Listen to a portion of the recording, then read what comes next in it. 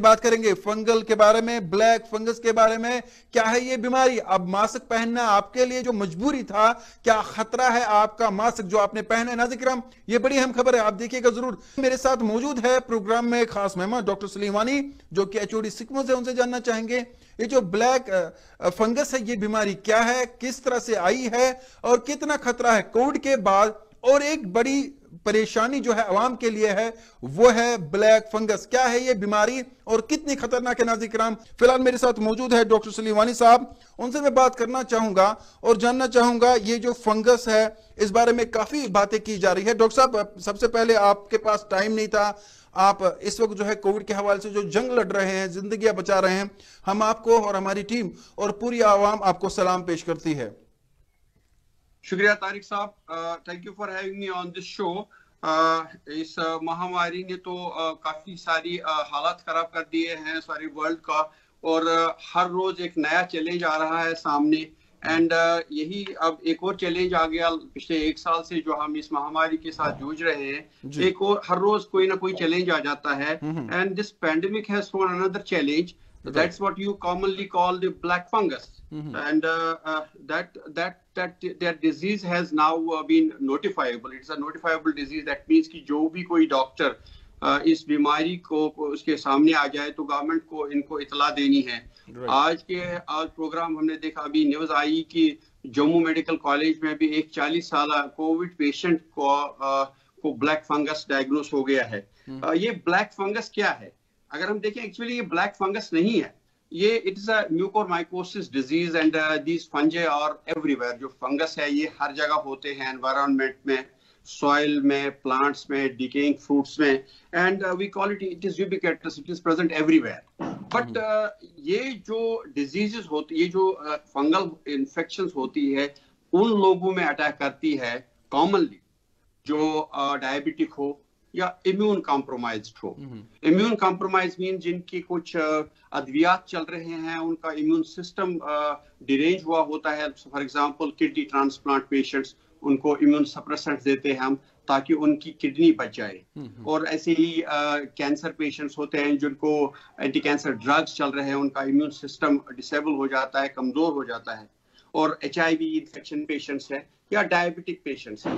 अब जो ये मसला खड़ा हो गया है जिसको ब्लैक फंगस बोलते हैं, actually this is known as in our language mucormycosis. ये कोविड एसोसिएटेड म्यूकोरमाइकोसिस जिसको हम बोलेंगे। ये होता क्या है, इस पे हम थोड़ा सा रोशनी डालेंगे। लोगों में काफी तशवीश है, मुझे नहीं लग रहा तशवीश करने की जरूरत है। हाँ, जो डॉक्टर्स हैं वो इसका इलाज करेंगे, प्रॉपरली इलाज करेंगे और प्रॉपर ट्रीटमेंट रहेगा, वो बेहतर रहेगा। तो डॉक्टर साहब, कहा जा रहा है कि इसका जो इफेक्ट है वो सीधे आंखों तक है। ये पहले आंखों को इफेक्ट करता है, उसके बाद आपके लंग्स तक पहुंच जाता है। असल में ये फंगस जो है कैसे आ गया? एग्जैक्टली हाँ, देखिए क्या है, मैंने कहा कि ये कुछ डिजीज, इसको ब्लैक फंगस यूजुअली कहते हैं लोग। Actually what is happening is that it leads to the black discoloration of, जहां पे कोई अल्सर होगा ब्लैक डिस्कलरेशन हो जाती है, स्टफी नोज हो जाता है, ब्राउनिश या ब्लैकिश ये सिक्रीशंस आ जाती है। और इसको हम यूजुअली राइनो सेरिब्रल म्यूकोरमाइकोसिस कहते हैं। ये यूजुअली अटैक कर देता है in this attacks on the what you call the nose, then it goes into the lungs. Right. It can ये जो sinuses होते हैं वहां में चला जा सकता है और ब्रेन पर अटैक कर सकता है। काफी सीरियस इन्फेक्शन हो जाती है उस वक्त।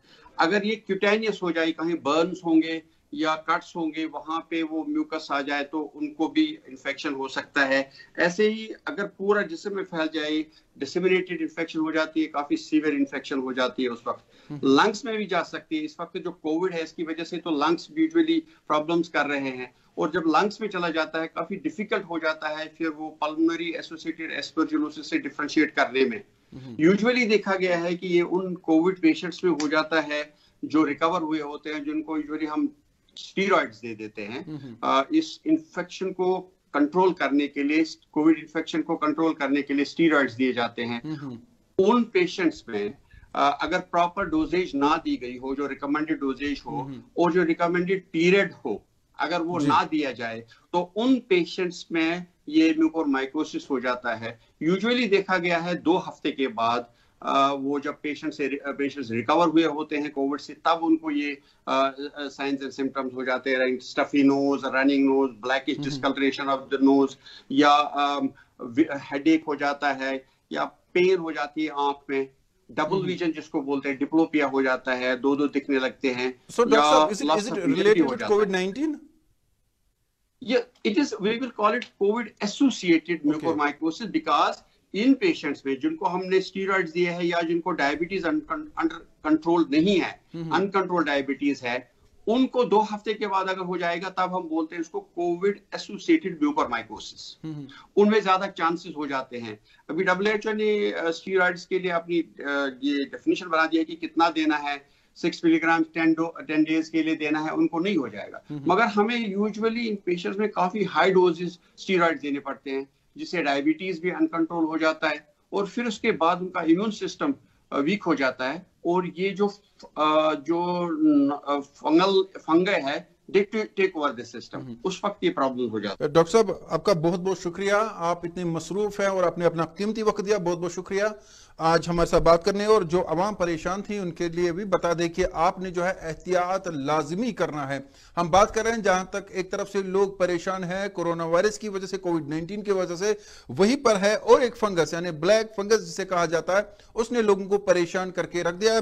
हमारे साथ मौजूद थे डॉक्टर सलीम वानी साहब जो कि HOD है सिकम्स के, और वो बता रहे थे कि ये फंगस जो है कितना खतरनाक है, ये किस तरह से आप पर इफेक्ट कर सकता है।